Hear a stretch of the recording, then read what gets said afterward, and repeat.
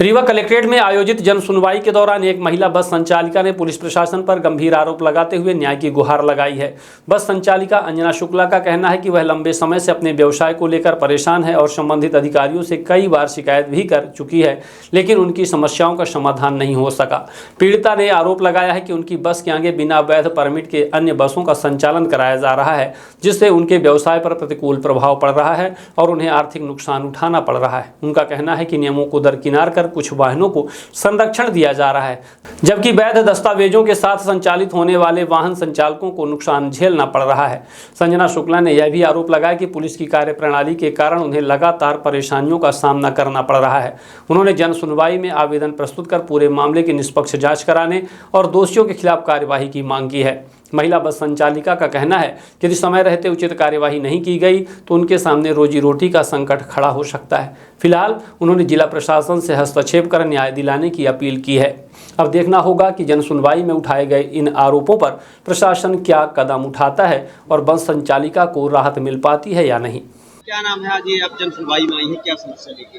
जी, मेरा नाम संजना शुक्ला है और जन सुनवाई में कलेक्टर महोदय के समक्ष मेरी बसें चलती हैं रीवा से चाघाट और परमिट सहित हैं, जो कि पवन पाठक हैं, वो चलने नहीं देते। मेरे स्टाफों को परेशान करते हैं, मैनेजर को डराते हैं कि अंदर कर देंगे लॉकअप के तुम्हें और 151 की कार्रवाई कर देंगे।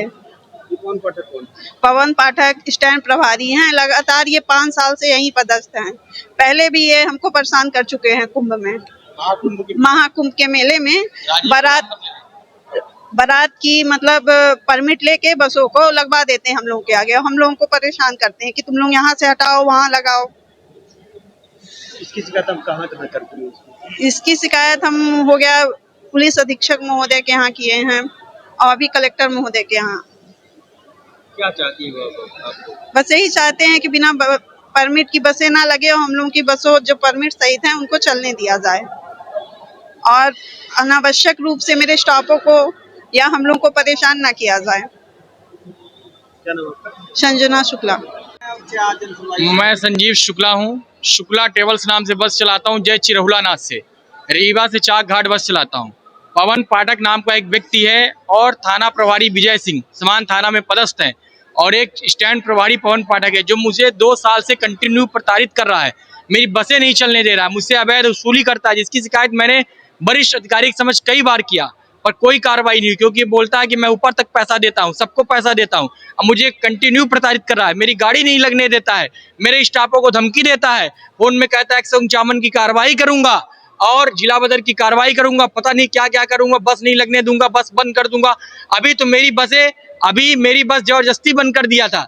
परमिट वर्मिट होते सब कुछ पे मैंने पुलिस अधीक्षक महोदय के समक्ष गया, कागज दिखाया, तब एसपी साहब ने उसको फोन किया कि तुमने क्यों गाड़ी बंद की है शुक्ला जी की, तो फिर गाड़ी छोड़ा। मेरी गाड़ी को 2 दिन बिना परमिट के होते हुए मेरे गाड़ी को जबरन विजय सिंह टीआई समान और पवन पाठक दोनों ने मिल के खड़ी किया। अब मुझे मानसिक आर्थिक रूप से प्रताड़ित कर रहा है, मेरी गाड़ी नहीं लगने दे रहा। मेरे बस के आगे बिना परमिट की बसें लगाता है, जिन बसों की परमिट नहीं है उन बसों को लगाता है। रीवा से प्रयागराज की बसें, प्रयागराज की किसी की परमिट नहीं है। धारा 1988 अधिनियम के तहत भारत में जिस 2 राज्य का काउंटर साइन न हो वहां बसें नहीं जा सकती है। रीवा से प्रयागराज, रीवा जिले में किसी का परमिट नहीं है, सारी बसें बिना परमिट की रीवा से प्रयागराज चल रही। केवल 0 रोड उत्तर प्रदेश परिवहन का परमिट है। रीवा स्टैंड में विजय सिंह टीआई और पवन पाठक स्टैंड प्रभारी मिलके अवैध रूप से बसों को संचालन करता है। रीवा से नागपुर, रीवा से इंदौर, रीवा से ग्वालियर, हर जगह की बसें बिना परमिट की चलाता है और जो छोटे मोटर मालिक हैं उनको प्रताड़ित करता है। बताइए, हम लोग छोटे मोटर मालिक हैं, अगर हमें प्रताड़ित करेगा तो हमारी जीविका कैसे चलेगी? हम कैसे सरकार को टैक्स देंगे?